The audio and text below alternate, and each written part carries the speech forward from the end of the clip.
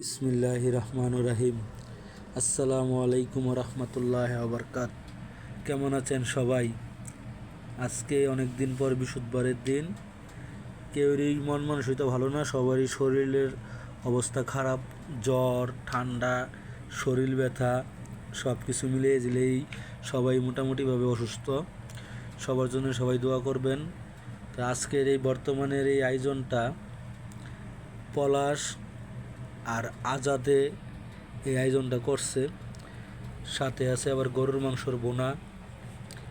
ওরা দুইজনে এই আয়োজনটা করছে, আর আলামিন এই করছে শাহিদারি এই পরিবেশন। আর আমি আজকে অতিথি খাবো, তো খাইয়ে দেখবো যে কেমন হয়েছে।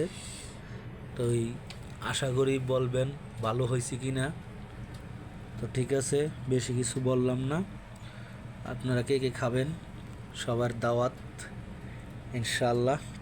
সবাই ভালো থাকেন, সুস্থ থাকেন। আল্লাহ হাফেজ।